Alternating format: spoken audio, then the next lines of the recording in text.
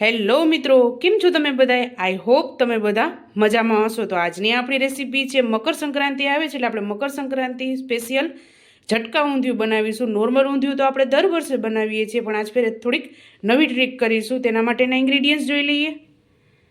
તો સૌપ્રથમ મેં અહીંયા 250 ગ્રામ જેટલો ગુવાર લીધેલો છે, 250 ગ્રામ ઝીણા રીંગણા આવે છે તે લીધેલા છે ભરવા માટે, અને ટમેટી લીધેલી છે. 4 થી 5 ડુંગળીની પ્યુરી, 250 ગ્રામ વટાણા લીધેલા છે, લસણ અને 1 આદુનો ટુકડો, લાલ અને લીલા મરચાં, સિંગદાણા, વરિયાળી, આખા ધાણા, લીલું લસણ, કોથમરી, દહીં, ટમેટાની પ્યુરી. 4 ટમેટા હતા મીડિયમ સાઇઝના, તેની મેં પ્યુરી બનાવેલી છે. વઘાર માટે આખા ગરમ મસાલા. મસાલામાં મેં 3 ચમચી ધાણા જીરું, 1 ટીસ્પૂન હળદર, 2 ચમચી કશ્મીરી મરચું, વઘાર માટે આખું જીરું, રાઈ અને હિંગ, ગરમ મસાલો, સ્વાદ અનુસાર મીઠું. તો ચાલો રેસીપી સ્ટાર્ટ કરીએ. તો આપણે સૌપ્રથમ રીંગણામાં ભરવા માટેનું લસણીયો મસાલો બનાવીશું, અને આ આપણે વરાળમાં જ બધી વસ્તુ બાફીશું, આપણે રીંગણા અને તે બધું. તો ચાલો રેસીપી સ્ટાર્ટ કરીએ. આપણે રીંગણામાં ભરવા માટેનો સૌપ્રથમ મસાલો બનાવીશું. તેના માટે મગફળીના બી, આખા ધાણા અને વરિયાળી એડ કરશું.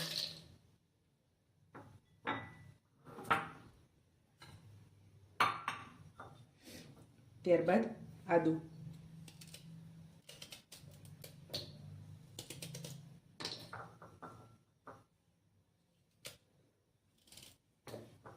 અને લસણ.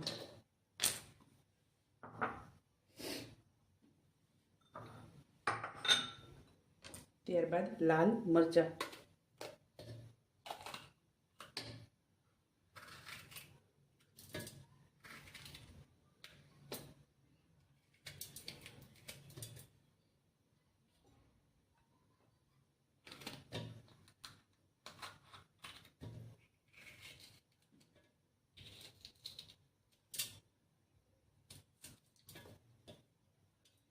અને 1 લીલું મરચું.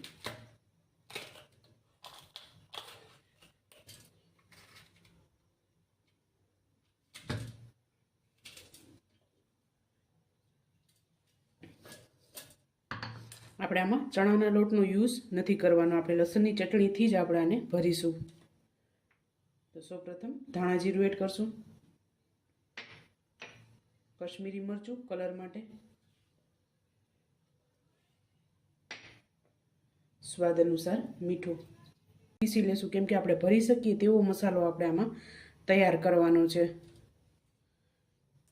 તો અત્યારે હું 2 ચમચી જેટલું જ પાણી એડ કરું છું,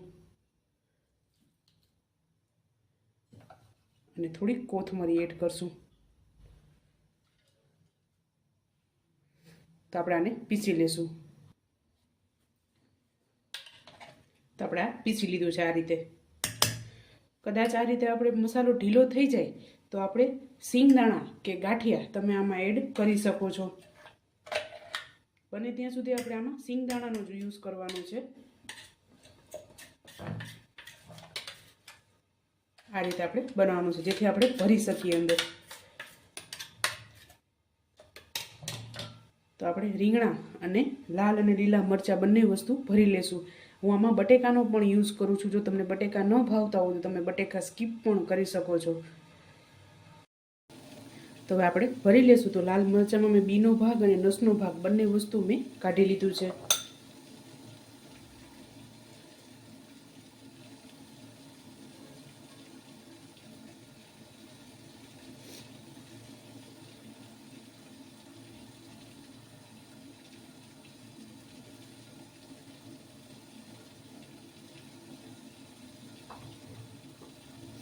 લાલ અને લીલા મરચાં બંને વસ્તુ આપણે ભરીશું. લીલા મરચાં આપણે મોરા છે એટલે મેં બીનો ભાગ એમાં કાઢેલો નથી.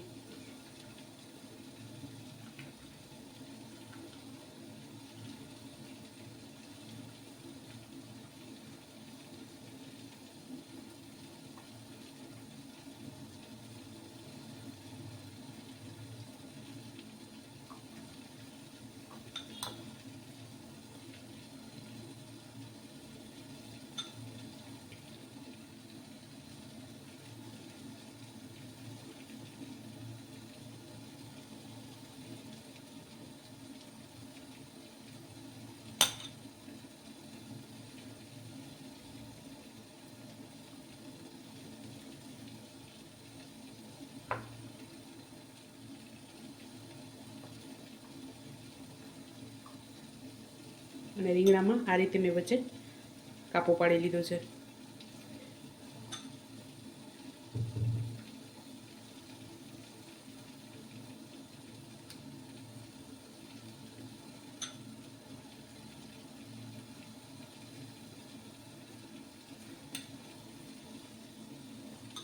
આ જ રીતે આપણે રીંગણા, મરચાં અને બટેકા બધું ભરી લેશું.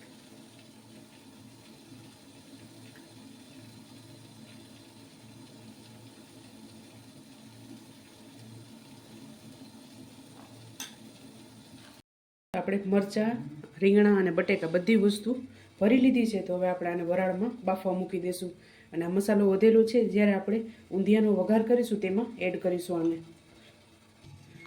તો આપણે આમાં વટાણા, ગુવાર અને ઝીણી ટમેટી બધી વસ્તુઓ આપણે વરાળમાં જ આને બાફીશું. તો હવે આપણે ઊંધિયાનો વઘાર કરીશું. તેના માટે મોટા 4 ચમચા જેટલું મેં તેલ ગરમ મૂકી દીધું છે. અને તેલ આપણું ગરમ થઈ ગયું છે. સૌપ્રથમ આખા ગરમ મસાલા એડ કરશું. લવિંગ, તજ, બાદિયા, સૂકા લાલ મરચાં અને તેજપત્તા એડ કરેલા છે. ત્યારબાદ મરી એડ કરશું.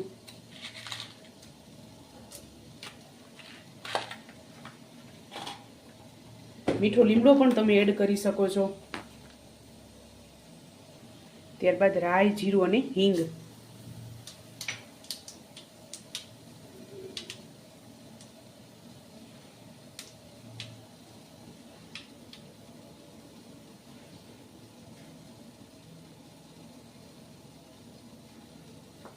ત્યારબાદ ડુંગળીની પ્યુરી.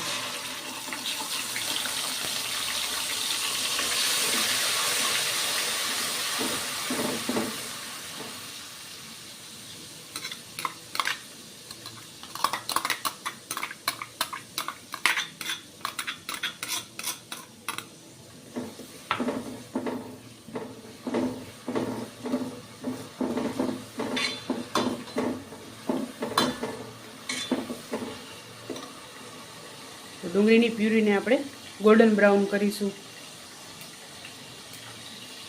અને આપણે આ બાજરાના લોટના આમાં મુઠિયા એડ કરવાના છે. તો આનો વિડીયો આપણે ઓલરેડી મૂકેલો છે, તેમાંથી જ આપણે આ રીતે બનાવેલા છે. ત્યારબાદ લીલું લસણ.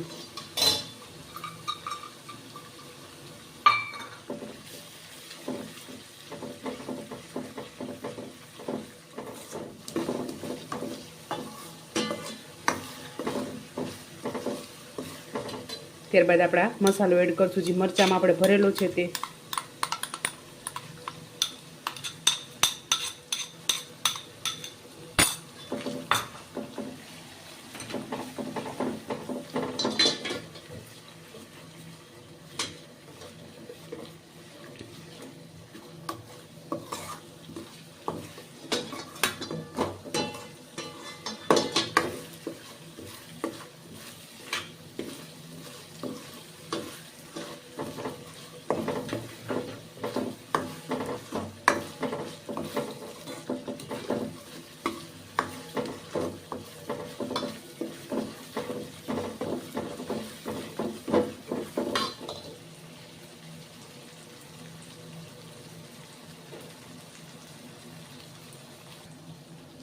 ત્યારબાદ આપણે ટમેટાની પ્યુરી એડ કરશું.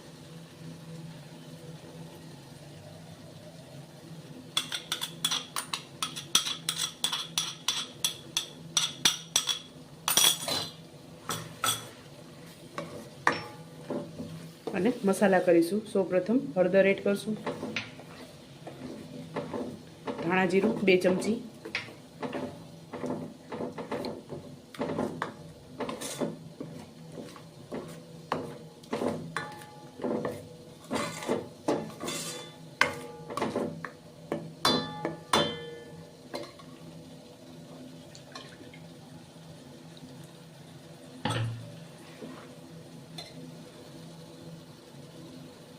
અને થોડુંક પાણી એડ કરશું.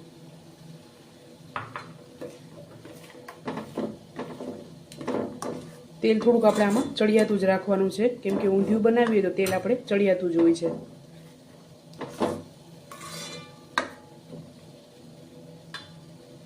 તો આપણે આને પાકવા દઈશું.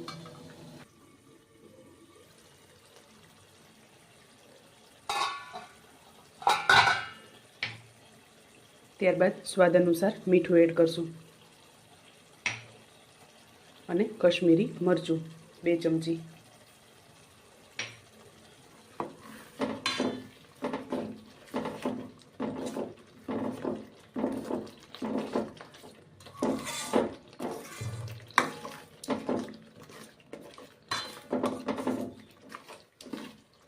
મીઠું આપણા મસાલાના ભાગનું જ એડ કરવાનું છે, કારણ કે આપણે જ્યારે મસાલો બનાવ્યો તેમાં પણ એડ કરેલું છે, આ મુઠિયામાં પણ એડ કરેલું છે મેં મીઠું, એટલે આપણા મસાલાના ભાગનું જ એડ કરવાનું છે આમાં. હવે આપણાને તેલ છૂટું પડે ત્યાં સુધી પાકવા દેશું, ત્યાં સુધી આપણે દહીંને ફેટી લેશું. અને આપણા બધી વસ્તુ એકદમ સરસ સ્ટીમ થઈ ગઈ છે. આપણે રીંગણાના ડીટિયાના ભાગથી ચેક કરવાનું, ડીટિયું પાકી ગયું હોય તો આપણે બધી વસ્તુ એકદમ સરસ પાકી ગઈ છે. મરચામાં પણ આપણે ડીટિયાના ભાગે જ આપણે ચેક કરવાનું છે.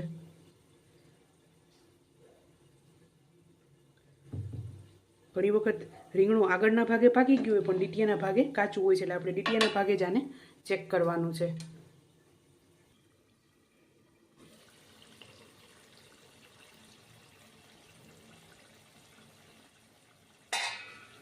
તો એકદમ સરસ પાકી ગયું છે, તેલ છૂટું આપણે પડી ગયું છે. ત્યારબાદ દહીં એડ કરશું.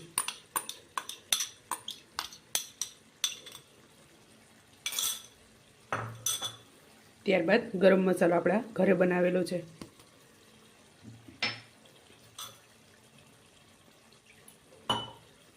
અને થોડું પાણી એડ કરશું આપણે.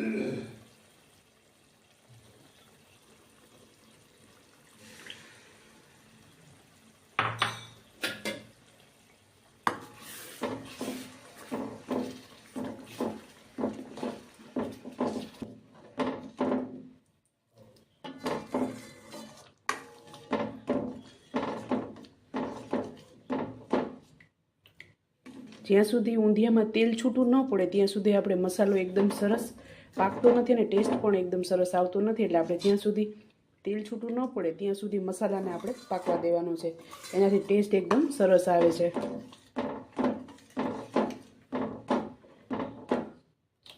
તો 2 મિનિટ આને પાકવા દેશું.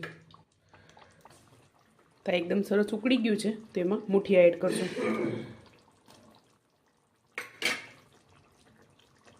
ત્યારબાદ રીંગણા એડ કરશું. બટેકાના બધી વસ્તુ એડ કરી દેશું.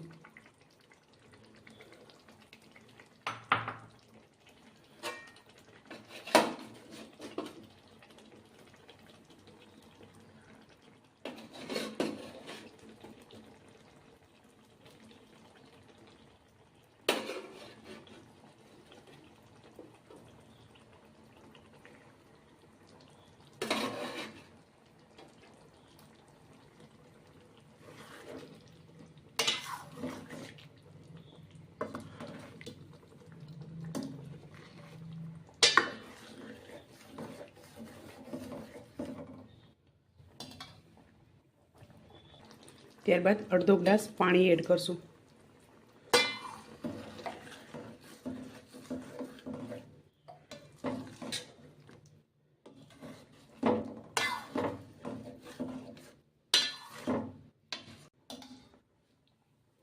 લાસ્ટમાં આપણે કોથમરી એડ કરશું.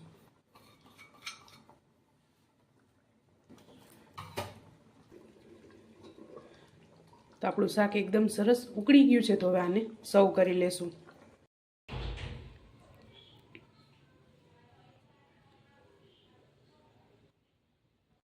તો ચાલો મિત્રો, તૈયાર છે ગરમા ગરમ મકર સંક્રાંતિ સ્પેશિયલ ઝટકા ઊંધિયું. તમે પણ આ જ રીતે બનાવજો અને મને યાદ કરજો. મારા વિડીયોને લાઈક, શેર અને સબસ્ક્રાઈબ કરવાનું ભૂલતા નહીં. તો ચાલો મળીશું નેક્સ્ટ વિડીયોમાં.